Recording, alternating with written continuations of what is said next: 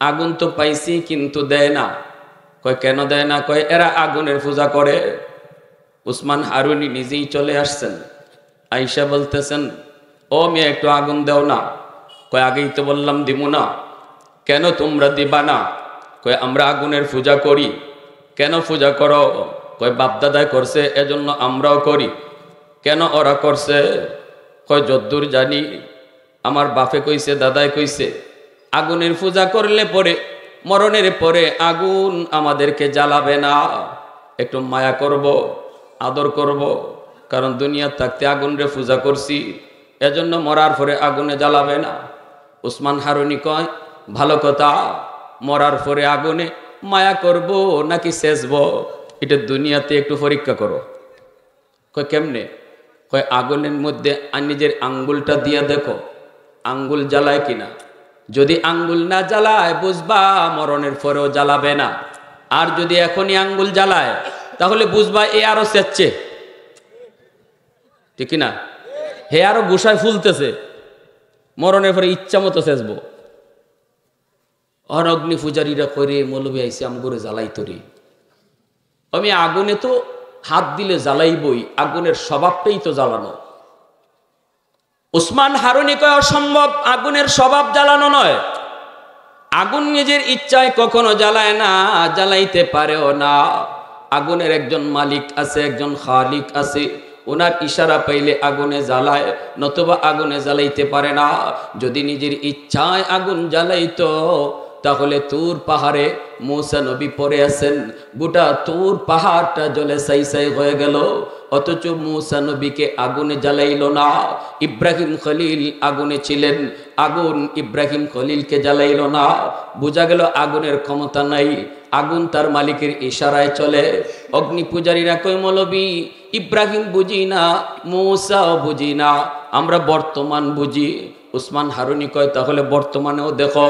এই বইলেই তিনি ছোট্ট একটা বাচ্চারে কোলে নিয়া আল্লাহু আকবার কইয়া আগুনে লাফ দিলেন। রাম রাম রাম শুরু হয়ে গেল। কই মৌলবী আগুনে ফুরছে ফুরুক, আমাদের বাচ্চাটার কি দোষ ছিল? হঠাৎ করে তাকায় দেখে আগুনের ভিতরে উসমান হারুনি ছোট্ট বাচ্চাটাকে নিয়ে তিনি খেলাধুলা করেন। আগুন আগুনের মতো করে উড়ে, আগুন তাদেরকে স্পর্শ করে না, বিন্দু পরিমাণ স্পর্শ করে না। সবগুলি অগ্নি পূজারী অবাক হয়ে তাকায় তাকায় আগুনের ভিতরের দৃশ্য দেখতেছি। হঠাৎ করে উসমান হারুনি আবারও এই বাচ্চাটাকে নিয়ে আগুনের ভিতরে 10 মিনিট 20 মিনিট থাইকা আল্লাহু আকবার কইয়া আবার বের হয়ে আসলেন। বাচ্চাটা অসুস্থ, ইনি অসুস্থ। এখন অগ্নি পূজারী না কয় হায় হায়, এতদিন আমরা কার পূজা করলাম, কাকে আমরা দেবতা মনে করলাম? আগুন তো বড় দেবতা না, সবচেয়ে বড় দেবতা হলো যারে আগুন জ্বালাইল না। এই মনে কইরেই অগ্নি পূজারীরা উসমান হারুনিকে দেবতা মনে কইরা সাজদা দেওয়া শুরু করলো। নাউজুবিল্লাহ, জোরে কর। এজন্য আমি বলছিলাম ওরা অবাক কিছু দেখলেই ভগবান কইতে দেরি করে না। বট গাছ বয়স 100 বছর, কই ইটই ভগবান। গাভী দুধ দেয়, উলান কাটলে দুধ পাওয়া যায় না, কই ইটই ভগবান। তুলসী গাছে অত ফায়দা, তে তুলসী গাছও ভগবান। হ্যাঁ, 360 মূর্তি আসিল কাবাগরে। এই মূর্তিরে বানাইতে বানাইতে এখন কয় কোটি? 33 কোটি দেবতা বানাইছে। দেবতা কত হইছে? 33 কোটি। নিজেরাও জানে না এরার দেবতা কোনটা কোনটা, ঠিক কিনা? ওই রকম অবাক কিছু দেখলেই এটারে দেবতা আর ভগবান কইতে দেরি হয় না। এমন ধর্ম ওই ধর্ম। হাফিজ সাহেব কয় মা রাখো, ওদেরকে ঢুকতে দাও। ঢুকতে দিছে। এইবার সরকারি ফৌজেরা তাকায় দেখে পালঙের মধ্যে একটা সুন্দর কুমারী একটা মেয়ে বসা। আমি আপনাদেরকে জিজ্ঞেস করি, বলুন তো এটা মেয়ে না ছেলে? আলহামদুলিল্লাহ, দেখা যায় আপনাদের সজাগ আছেন সবাই। এটা মেয়ে না ছেলে? ছেলে হইয়া মেয়ে মানুষের কাপড় পরা বসা, ঠিক না? বোন রে ফাটাই দিয়েছে কোথায়? নানি রাতের ফিটা খায়। এইদিকে সরকারি ফৌজরা কয় এত সুন্দর মেয়ে মালদ্বীপে কোনোদিন তো দেখি নাই। সুন্দর তো হবেই, কারণ তার বাড়ি তো মালদ্বীপ নয়, তার বাড়ি হলো আমার নবীর দেশে। তো জোরে কন্যা সুবহানাল্লাহ। কয় মা চলো। হাফেজ সাহেব কয় আমার ধরন লাগবো না, আমি নিজেই যাইমু। তাদের সাথেই চলতে লাগলো। মন্দিরের ভিতরে রাইখা সরকারি ফৌজ তারা সবাই চলে আসলো। এইদিকে হাফেজে কোরআন মন্দিরের মধ্যে ঢুইকা সাথে সাথে মেয়ে লোকের পোশাক খুলে ফেললো। ভিতরেই ছিল তার জুব্বা, এরপরে হাতে ছিল একখান জায়নামাজ। মন্দিরের ভিতরে জায়নামাজ বিছায়া দিল। আল্লাহর কদমে সেজদায় পড়ে কয় মালিক, আজ প্রমাণ হবে তোমার কোরআনের পাওয়ার বেশি নাকি জিনের পাওয়ার বেশি। ও মালিক, আজ প্রমাণ হবে সিডরের পাওয়ার বেশি নাকি ইয়াসিনের পাওয়ার বেশি। 12টা বেজে গেল। সরকারের পক্ষ থেকে পাগলা ঘন্টা বাজানো হয়। মালদ্বীপের মানুষকে তারা সজাগ রাখে, সতর্ক করে। সিডরের টাইম হয়ে গেছে, জনগণ সজাগ। এই আওয়াজ, ঘন্টার আওয়াজ হাফেজ সাহেবের কানে এসে পৌঁছলো। সেও তখন সাগরের দিকে তাকাইল। তাকায় দেখে পানি পাহাড়ের মতো উঁচু হইয়া, পানির উপরে আগুন। এই পানি ভয়ঙ্কর রূপ ধইরা মালদ্বীপের দিকে আসতেছে। এমনি হাফেজ সাহেব রেডি, পবিত্র কোরআনুল কারীমের সূরা ইয়াসিন পইরা ফু দিল। আল্লাহু আকবার। কি পইরা ফু দিছে? ইয়াসিন ওয়াল কুরআনিল হাকীম ইন্নাকা লামিনাল মুরসালিন আলা সিরাতিম মুস্তাকিম। আল্লাহর কোরআনের সূরা ইয়াসিন পড়ে ফু দিয়ে দিল। আল্লাহ পাক ফুটাকে অ্যাটম বোমার মতো শক্তিশালী আল্লাহ বানায় দিলেন। সিডরের মোকাবেলায় চলতে শুরু করলো। পানি যত উপরে উঠলো, পানির গিয়ে আঘাত করলো। মুহূর্তের ভিতরে সাগরের পানি আবার সাগরে দেবে গেল। মুহূর্তের ভিতরে সাগরের পানি আবার সাগরে দেবে গেল।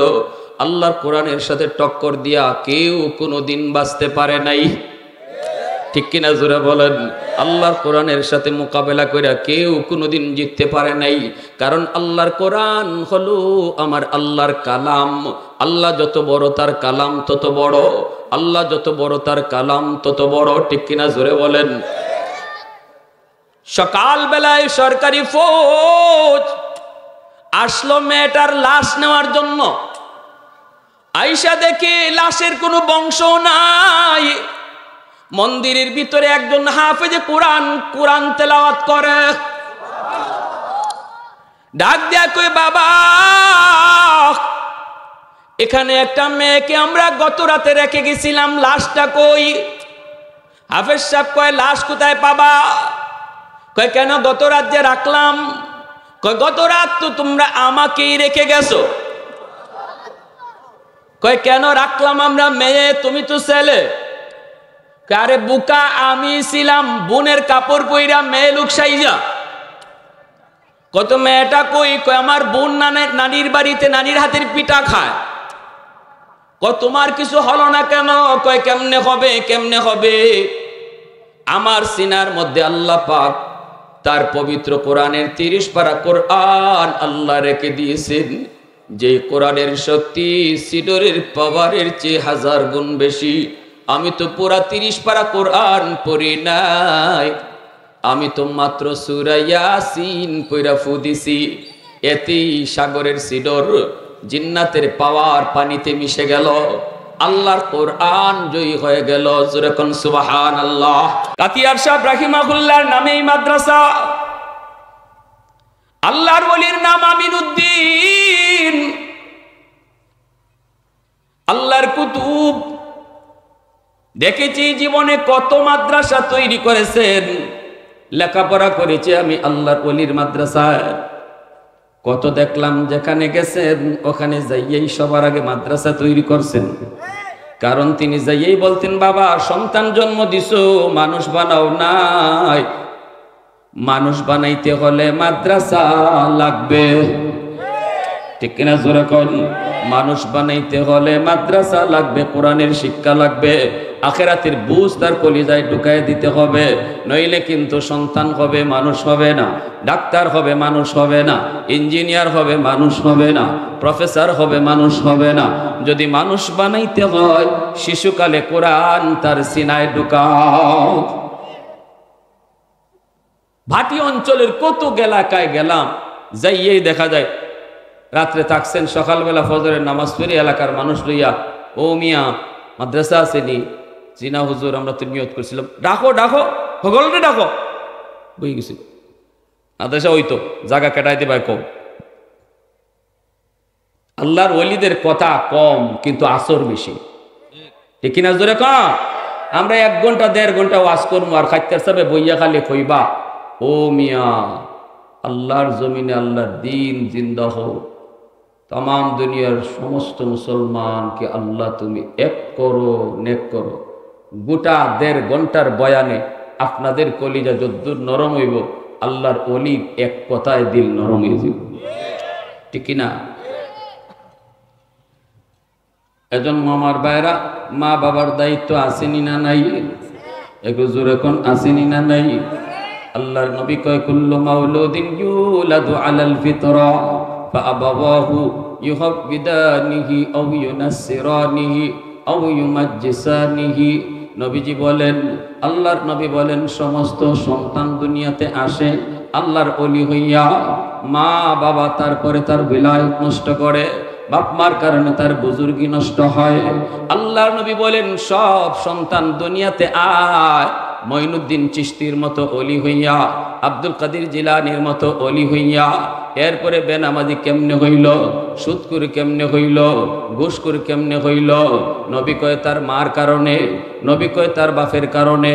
বাপ মার সিদ্ধান্ত সঠিক ছিল না, যার কারণে সন্তানের বুজুর্গি নষ্ট হয়েছে। বাপ মার সিদ্ধান্ত যদি সঠিক হতো, দুনিয়ায় আসছে যেমন আল্লাহর অলি হইয়া, কবরেও যাইতো আল্লাহর অলি হইয়া। কথাটা আমার না, যদি আমার হইতো হয়তো আপনারা মানতে অসুবিধা হইতো। কথাটা আমার নবীর কথা, আল্লাহর নবীর কথার মধ্যে কোনো সন্দেহ আছে? জোরে বলেন, সন্দেহ আছে? আমার কথা অতক্ষণ যতক্ষণ নবীর কথা পাই না, যখনই আমি আমার নবীর কথা পাইব আমার কথা বাতিল। যুবক কও না কেন? আমার মত ততক্ষণ যতক্ষণ নবীর মত পাই না, যখনই নবীর মত পাবো আমার মত বাতিল। নবীর মতে মত, তার নাম উম্মত। আমার মত মত নয়, নবীর মতে মত, তার নাম হলো উম্মত।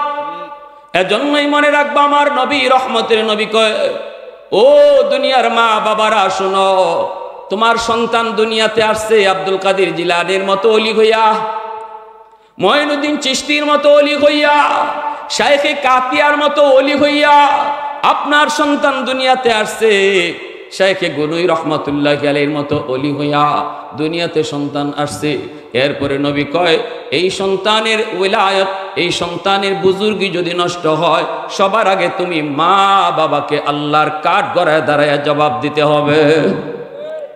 সিদ্ধান্ত তুমি ভুল নিছো, কারণ শিশুকালে তোমার সন্তান, এই সন্তানের দিলের ভিতরে আল্লাহর পরিচয়, এই সন্তানের দিলের ভিতরে আল্লাহর মারিফত। এইবার সন্তানটারে কোথায় লেখাপড়া করাইবা, এটা তুমি মা বাবা সঠিক সিদ্ধান্ত নিতে হবে।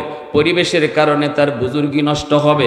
খারাপ পরিবেশে যদি ভর্তি হয়, খারাপ প্রতিষ্ঠানে যদি লেখাপড়া করে, যেখানে আল্লাহর পরিচয় নাই, আখিরাতের কোনো আলোচনা নাই, এই সন্তান পরিবেশের কারণে দুনিয়াতে আসছিল বুজুর্গ হইয়া, এই পরিবেশের কারণে তার বুজুর্গি নষ্ট হয়েছে।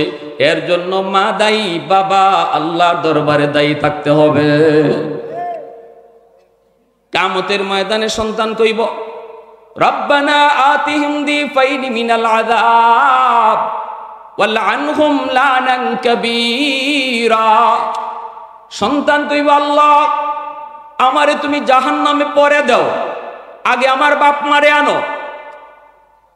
আমি কোথায় লেখাপড়া করবো, কোথায় যামু, আমি তো তখন বুঝি নাই। বুঝতেন আমার আম্মা, বুঝতেন আমার আব্বা। কিন্তু আমাকে ভালো প্রতিষ্ঠানে আমার বাপ মা ভর্তি করেন নাই, যেখানে পড়লে পরে তোমার পরিচয় জানতাম, যেখানে পড়লে পরে মরণ পর্যন্ত তোমাকে নিয়েই থাকতাম। আল্লাহ আখিরাতের ফিকির আমার অন্তরে ঢুকায় নাই। আমি তো শিশু ছিলাম, আমি তো জানতাম না। আমাকে এমন এক প্রতিষ্ঠানে ভর্তি করলো, আগডুম বাগডুম শিখলাম, কিন্তু আল্লাহকে চিনলাম না। আল্লাহ আমার বাবা দায়ী, আমার মা দায়ী। আমি তো দুনিয়া আসছিলাম তোমার পরিচয় লইয়া, কেন তারা আমাকে এই পরিচয় ভুলাইয়া দিল? আল্লাহ আমার মারে ডাকো, আমার বাবারে ডাকো, তারপরে কইব আমারে যেই পরিমাণ শাস্তি তুমি জাহান্নামে দিবা, আল্লাহ আমার বাপ মারে ডাবল শাস্তি দিও। নাউজুবিল্লাহ জোরে কোন। সন্তানে আবদার করতেছে, আল্লাহ আমারে জাহান্নামে যেই শাস্তি তুমি দিবা বেনামাজি হওয়ার কারণে, সুদখোর ঘুষখোর হওয়ার কারণে, আমার বাপ মারে ডাবল শাস্তি তুমি দিও। তখন আল্লাহ কইব তোর বাপের ঘাড়ে ফাড়া দিয়ে তুই জাহান্নামে যা, তোর মার ঘাড়ে ফাড়া দিয়ে তুই জাহান্নামে যা। এই বাপ মারেও আল্লাহ জাহান্নামে দিয়ে দিব যদি আমরা আমাদের দায়িত্ব ঠিকমতো আদায় না করি। সন্তানের কারণে বাপ মা হয় জান্নাতি হবে নয় জাহান্নামী হবে। সন্তানকে যদি সঠিক শিক্ষা দেই, সন্তানকে যদি আমার সিদ্ধান্ত সঠিক রাখি সন্তানের লেখাপড়ার ব্যাপারে, তাহলে এই সন্তানই আমার জান্নাতে যাওয়ার উসিলা হবে। আর যদি আমি সিদ্ধান্তে ভুল করি, তাহলে এই সন্তানই আমার জাহান্নামে যাওয়ার উসিলা হবে। কি ভাই কষ্ট পাইতেছেন? হ্যাঁ,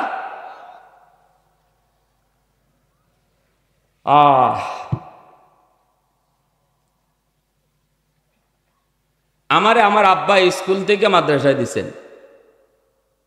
আমি প্রাইমারি পড়ছি স্কুলে,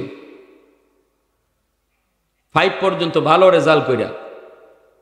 পরে যখন আমার আব্বা আমার স্কুল থেকে মাদ্রাসায় দিবেন, আমার আত্মীয় স্বজনরা বাধা দিছে, চাচারা বাধা দিছেন, যে ছেলেটা মাদ্রাসায় পড়লে পরে কেমনে চলবো, কেমনে খাইবো, বউ ফালবো কেমনে, পরিবার ফালবো কেমনে, মাদ্রাসায় পড়লে তাহলে ভিক্ষা ছাড়া আর কুস্তা নাই। এই ধরনের চিন্তা ফিকির আমাদের এই সমাজেও কিছু মানুষের আসেনি না নাই? হ্যাঁ, আমার আব্বা কইছেন আমি এত কিছু বুঝি না। আমার আব্বা ছিলেন কাতিয়ার সাহেবের ভক্ত, আল্লাহর ওলির ভক্ত। এতেকাফ করছে আমার আব্বা কাতিয়ার সাহেবের সাথে সিলেট এতেকাফ করছেন। তখনই আব্বা নিয়ত করছেন, আল্লাহ তুমি আমার একটা ছেলে সন্তান, নেক সন্তান দিও, আমি তারে আলেম বানাবো। কাতিয়ার সাহেবে দোয়া করছেন। এই জন্য আব্বা আমার স্কুলে নিয়ে যাইতেন আর কইতেন, বাবা তুমি কিন্তু মাদ্রাসায় পড়বা, তো স্কুলে নিতেছি কিছু অঙ্ক ইংরেজি লইয়া যাও, মাদ্রাসায় তো অঙ্ক ইংরেজির গুরুত্ব কম। আমাদের সময় একবারই ছিল না গুরুত্ব, আমাদের সময় অঙ্ক ইংরেজির গুরুত্ব ছিল না।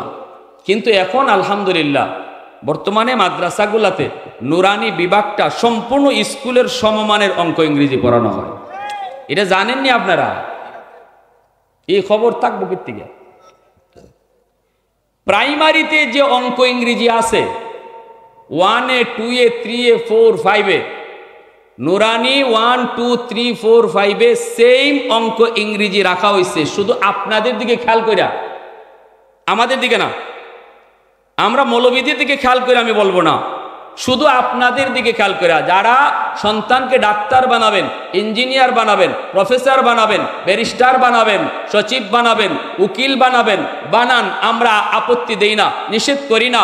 এদেশে মুফতি মুহাদ্দিসের যেমন প্রয়োজন, ডাক্তার ইঞ্জিনিয়ারেরও প্রয়োজন, বানান, কোনো অসুবিধা নাই, সাধুবাদ জানাই। কিন্তু মনে রাখবেন, আপনার সন্তানের ডাক্তার হওয়া বড় পরিচয় নয়, ইঞ্জিনিয়ার হওয়া তার বড় পরিচয় নয়। তার সবচেয়ে বড় পরিচয় হলো সে মুসলমানের সন্তান। এজন্য শিশুকালেই তারে মুসলমানি শিখাইয়া তার স্কুলে দেন, ঠিক কিনা? মুসলমানি শিখাইয়া তার ডাক্তার বানান, মুসলমানি শিখাইয়া তার ইঞ্জিনিয়ার বানান। তাহলে ইঞ্জিনিয়ার হবে, ডাকাত হবে না, ডাক্তার হবে, ডাকাত হবে না, যদি মুসলমানি শিখাইয়া তারে দেন। এজন্যই মাদ্রাসায় আজকে অঙ্ক ইংরেজি রাখা হয়েছে। মুসলমান সন্তানের লেখাপড়া যেন মাদ্রাসা দিয়া শুরু হয়, আল্লাহর পরিচয় দিয়া যেন শুরু হয়, সাথে অঙ্ক ইংরেজি স্কুলেরটা পাওয়া গেল, সে 6-এ অনায়াসে ভর্তি হইতে পারবে। মাদ্রাসায় 5 বছর নুরানি পইরা আপনার ছেলে অনায়াসে হাই স্কুলে ভর্তি হইতে পারবে, কোনো সমস্যা হবে না।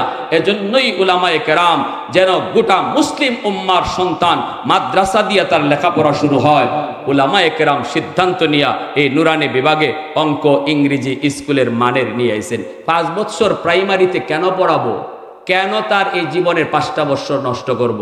প্রাইমারির পড়ালেখা তো আমার নুরানি মাদ্রাসায় আছে, তাহলে আমি শুধু প্রাইমারিতে কেন পড়াবো?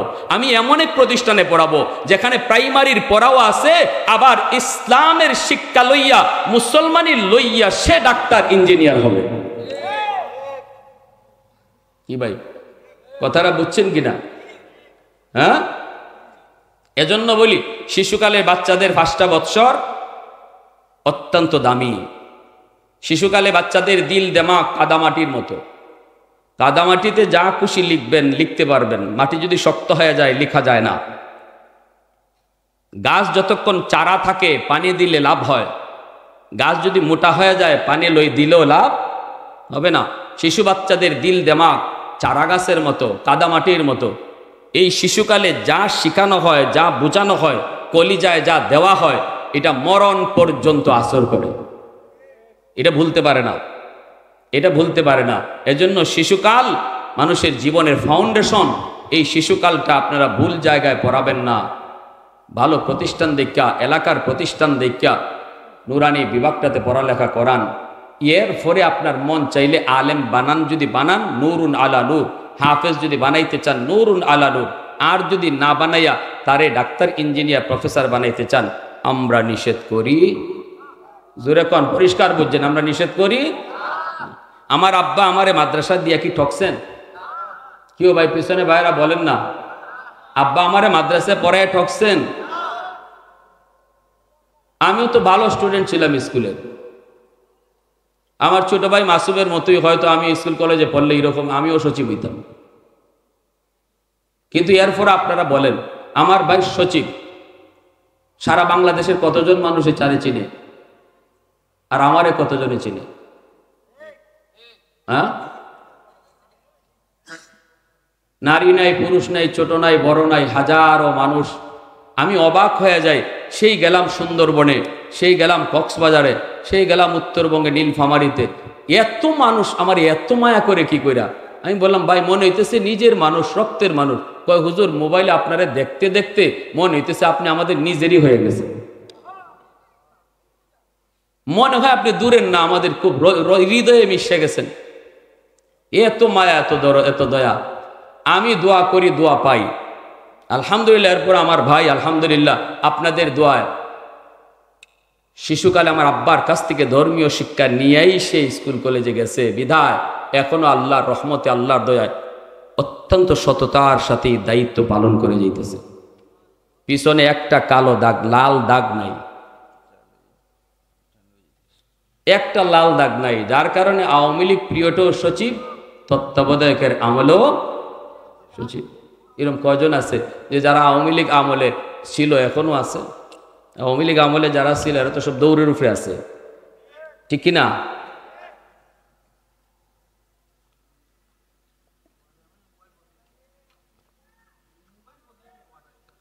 আল্লাহ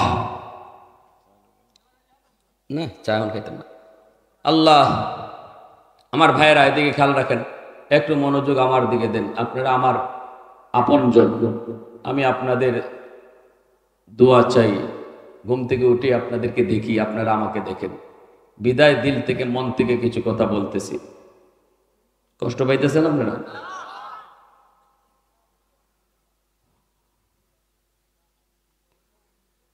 আল্লাহর নবী, রহমতের নবী বলেন,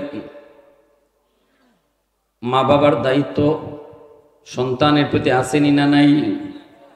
এজন্যই বলবো, সন্তানটাকে শিশুকালে আপনি মাদ্রাসায় নিয়ে আসেন, নুরানি পড়ান, আল্লাহর কাছে দায় মুক্ত হন। এই ছেলে বড় হওয়ার পর ডাক্তার হলেও দেখবেন আপনার জানাজার নামাজ পড়াইতে পারবে, ঠিক না? নুরানি বিভাগে যদি পড়ালেখা করে আপনার সন্তান ডাক্তার হয়, তবু জানাজা পড়াইতে পারবে। তার জানাজা পড়ানো শিখাই দেওয়া হবে। পবিত্র কোরআনে সূরা ইয়াসিন মুখস্থ করে দেওয়া হবে। মুমূর্ষ অবস্থায় সূরা ইয়াসিন পড়বে, আর আল্লাহ তোমার মরণের কষ্ট আল্লাহ মাফ করে দিবে। সন্তান বাবার কবর দেখলে পুরি সূরা ইয়াসিন পড়বে, ইয়াসিন পড়ে পড়ে চোখের পানি ঝরাবে, আল্লাহ কবরের আযাব মাফ করে দিবে, কবরের আযাব আল্লাহ মাফ করে দিবে। এটা বাপ মার সঠিক সিদ্ধান্তের কারণে। আর যেই বাপ মা সৎ সিদ্ধান্তে ভুল করেছে, ভুল, এই সন্তান বাবার কবরের পাশ দিয়া গান গেয়ে যায়, বিন্দু পরিমাণ তার অনুভূতি লাগে না। আমার সন্তান আমার কবরের পাশে কোরআন পড়বে না গান গাবে, এই সিদ্ধান্ত নিবে তার মা, সিদ্ধান্ত নিবে তার বাবা। যদি বলো আমার সন্তান কোরআন পড়ুক, তাহলে বলবো সন্তানটাকে শিশুকালে নুরানি মাদ্রাসায় পড়াও। আর যদি মনে করো না লাগবে না, যা মন চায় তা করুক, তাহলে বলবো আগডুম বাগডুম শিখাও। সাফ সাফ কথা, আমার কথার ভিতরে কোনো ধরনের কোনো ভেজাল নাই, পরিষ্কার কথা। এজন্য আপনি কি চান? কোরআন আপনার কবরের পাশে কোরআন তেলাওয়াত হোক না গান বাজুক, এটা আপনার সিদ্ধান্ত নেওয়ার বিষয়। ভাইরা বন্ধুরা, আল্লাহর নবীর একজন সাহাবী হযরত আব্দুর রহমান রাদিয়াল্লাহু তাআলা আনহু, তিনি চলে যাবেন দাওয়াতের কাজে, দাওয়াতের কাজে চলে যাবেন। বিবির গর্ভে তখন সন্তান। বিবিকে বলতেছেন, বিবি গো, যদি আমার সন্তান ছেলে হয় তাহলে তুমি তারে মাদ্রাসায় পড়ায়ও, তারে তুমি কোরআন শিখায়ও, আমার সন্তানকে আলেম বানায়ও, হাফেজে কোরআন তুমি বানায়ও। মন চায় কিয়ামতের ময়দানে আল্লাহর সামনে একজন হাফেজ আলেম, একজন মুহাদ্দিসের বাবা হইয়া আল্লাহর সামনে পরিচয় দেই। কারণ কিয়ামতের ময়দানে একজন আলেমের মা, একজন হাফেজের মা বাবা এতটা সম্মান আল্লাহর কাছ থেকে পাবে, কোন নবীর মা বাবাও এত সম্মান পাবে না। মান কারা আল কুরআন ওয়া আমিলা বিমা ফিহি উলবিসা ওয়ালিদাহু তাজান ইয়াউমাল কিয়ামাহ আও কামা ক্বালা নবী আলাইহিস সালাম দাউহু আহসানু মিন দাউইশ শামস। নবীজি বলেন, কিয়ামতের ময়দানে আল্লাহ পাক একটা নূরের মুকুট নিয়ে আল্লাহ দাঁড়ায় থাকবে, আর বলবে আসো মা বাবারা আসো। নবীর মা বাবা যায় কই, বললা আমি অমুক নবীর মা, অমুক নবীর বাবা। আল্লাহ বলবেন আমি তোমাকে খুঁজি না। আরেক নবীর মায় বাবায় কই, বললা আমি অমুক নবীর মা, অমুক নবীর বাবা। আল্লাহ তখনও বলবে আমি তোমাকে খুঁজি না, তোমাকে খুঁজি না। তখনই দেখা যাব বেশ পরে একজন হাফেজ কোরআনের মা, একজন আলেমের বাবা এসে কই, বললা আমি অমুক হাফিজ সাহেবের মা, অমুক হাফেজ কোরআনের বাবা, অমুক আলেমের বাবা, অমুক আলেমের মা।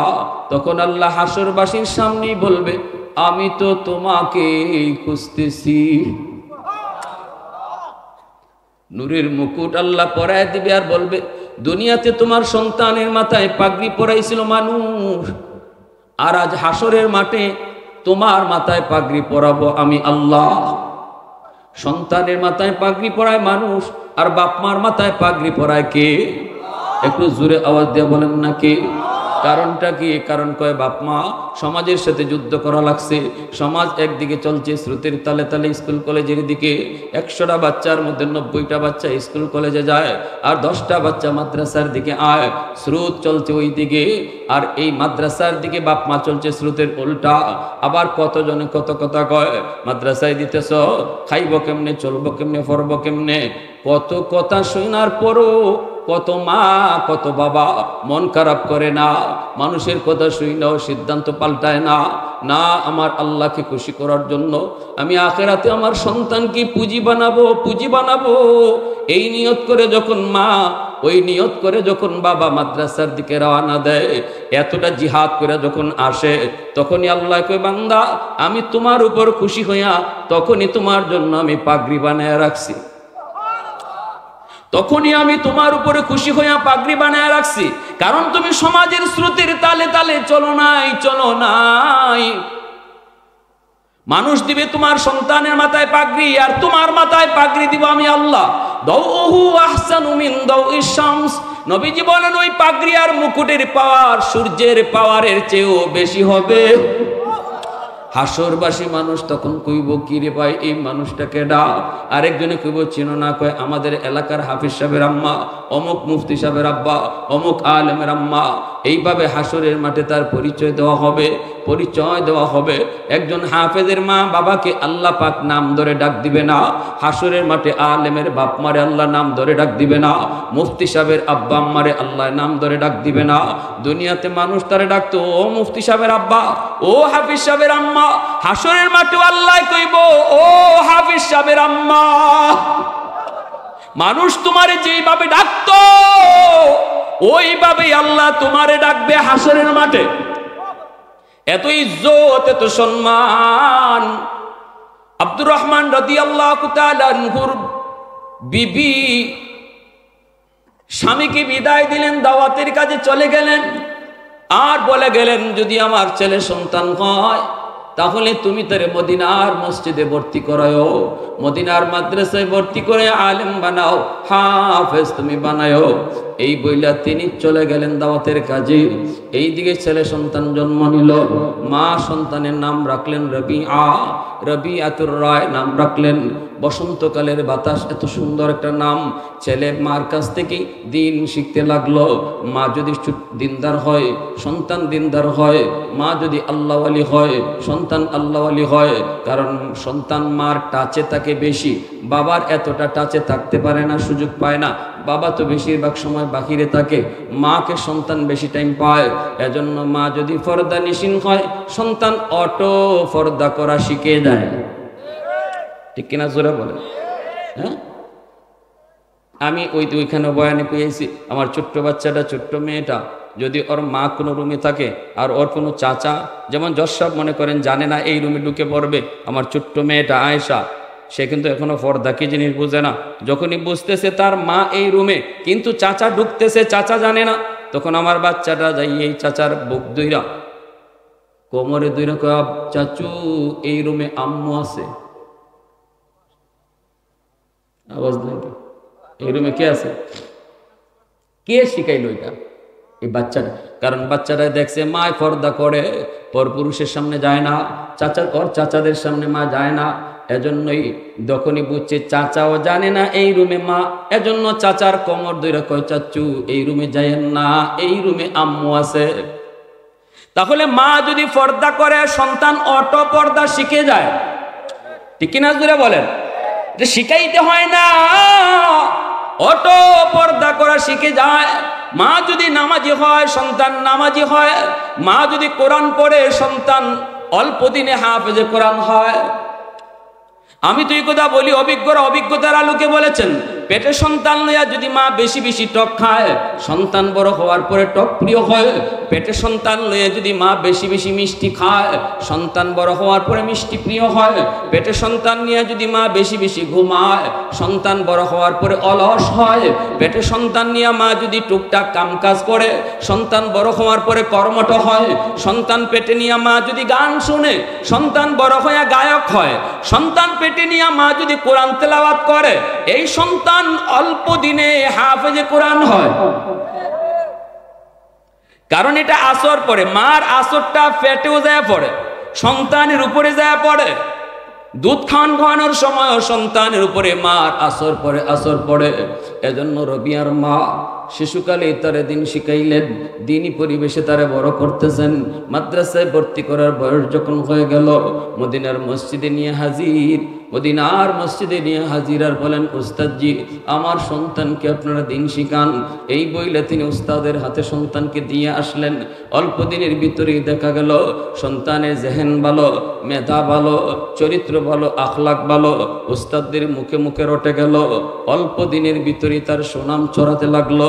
মদিনার মাদ্রাসায় 1 নাম্বার হয়ে গেল রবিআ। চতুর্দিকে তার সুনাম, এত জেহেন, যেই কিতাব পড়ে এই কিতাব মুখস্থ হয়ে যায়। উস্তাদরাও তার জেহেন দিকে অবাক। এইদিকে বাবা গেছেন দাওয়াতের কাজে, 1 দিন 2 দিন নয়, 1 মাস 2 মাস নয়, 16টা বৎসর কেটে গেল বাবার। বাবা তো আর আসেন না। মার কাছে জিজ্ঞেস করে রবিআ, মা আমার আব্বু কোথায়? মা কয়, বাবা সন্তান কি বুঝ দে বাবা, তোমার আব্বু তো দাওয়াতের কাজে বের হয়েছেন। জানি না কবে আসেন, কখন আসেন জানি না, আবার দুনিয়াতে আসেন কিনা তাও তো জানি না মা। এইদিকে রবিয়া 16 বৎসরে মদিনার মাদ্রাসার পড়ালেখা শেষ কইরা এই মাদ্রাসারই মুহাদ্দিস হয়ে গেলেন। যেই মাদ্রাসায় পড়ালেখা করছেন এই মাদ্রাসারই উস্তাদ। শুধু তাই নয়, ওনার আখলাক, ওনার চরিত্র, ওনার আমল দেখা মদিনার মানুষ মদিনার মসজিদের ইমাম বানায় দিল। আমার নবী, রহমতের নবী, যেই মিম্বরে দাঁড়ায় নামাজ পড়তেন, যেই মিম্বরে দাঁড়ায় নামাজ পড়াইতেন, রবিয়া এখন ওই মিম্বরে দাঁড়ায় নামাজ পড়ায়। যেরকম সুবহানাল্লাহ। আমার নবী যেখানে দাঁড়াতেন ওই জায়গায় দাঁড়ায় রবিয়া নামাজ পড়ান। হাদিসের বহুত বড় একজন রাবি, রবিয়াতুর রায়, হাদিসের বহুত বড় একজন রাবি। ইনি তো মদিনার মসজিদের ইমাম আর মদিনার মাদ্রাসার মুহাদ্দিস। চলতেছে দিন, রাত যায়, দিন যায়, মাস যায়, বছর যায়। 16 বৎসর পরে রবিয়ার আব্বা হযরত আব্দুর রহমান তিনি বাড়ি ফিরলেন, কিন্তু মা জানেন না, জানার তো কথাও না, তখন তো মোবাইলের যুগও ছিল না যে ফোন করে জানাই দিব আমি আসতেছি। সুজা ঘরের ভিতরে ঢুকবেন, তখন রবিয়া মায়ের কাছে দাঁড়ানো। মাদ্রাসার টাইম হয়ে গেছে, পড়াইতে যাবেন, মার কাছ থেকে বিদায় নিয়ে যাবেন। মা ভক্ত রবিয়া, মা ভক্ত সন্তান, ঘর থেকে বের হতে কয় আম্মু যাই, ঘরে ঢুকার সময় কয় আম্মু ঢুকি। যেই সন্তান বেশি বেশি মাকে আম্মা কয়া ডাকে, যেই সন্তান বাবাকে বেশি বেশি আব্বা কয়া ডাকে, এই সন্তানের প্রতি বাপ মার ভালোবাসা বেশি থাকে। মার ভালোবাসা নিতে, বাবার ভালোবাসা নিতে লক্ষ টাকা খরচ করতে হয় না যুবক। বাপ মারে খুশি করতে বল মাছ খাওয়ানো লাগে না। মুখ ভরে ভরে আম্মা আব্বা কয়া ডাক দাও, দেখবা মা বাবা খুশি হয়ে গেছে। বড় হওয়ার পরে সন্তান মাকে আম্মা কয়া ডাকতে লজ্জা পায়, আব্বাকে আব্বা কয়া ডাকতে লজ্জা পায়। শাশুড়ি টিকি মুখ ভরে আম্মু কয়, শ্বশুরকে টিকি মুখ ভরে আব্বু কয়, কিন্তু নিজের মা বাবাকে আব্বা আম্মা কইতে লজ্জা পায়। অথচ মার দিলটা খাঁ খাঁ করে। সন্তান যত বড়ই হোক না কেন, সন্তান কখনো বাপ মার কাছে বড় হয় না। সন্তান সব সময় বাপ মার কাছে ছুটেই থাকে। আব্বু ডাক শোনার জন্য বাবার দিলটা খাঁ খাঁ করে, আম্মু ডাক শোনার জন্য মায়ের দিলটা খাঁ খাঁ করে। দেখবেন যেই সন্তান টাকা পয়সা রুজি করে না, কিন্তু মারে বেশি বেশি আম্মু ডাকে, আব্বারে বেশি বেশি আব্বা ডাকে। টাকা পয়সা রুজি না করলেও সন্তানকে, এই সন্তানকে বাপ মায়ে বেশি ভালোবাসে। হ্যাঁ, আরেক ছেলে মাসে 20,000 30,000 টাকা দেয়, কিন্তু বছরে একবারও আম্মা কয় না, বছরে একবারও আব্বা কয় না। টাকা দেয় মাসের মাসে 20,000 30,000, বাপ মার দিল এতটা তার জন্য কাঁদে না। কিন্তু যেই বাচ্চা বেকার, যেই পোলাটা বেকার, ঘরে ঢুকতেও কয় আম্মা, ঘর থেকে বাইরেতেও কয় আব্বা, ঘুমাইতেও কয় আম্মা, এই বাচ্চার প্রতি, এই সন্তানের প্রতি বাপ মার দরদ বেশি থাকে।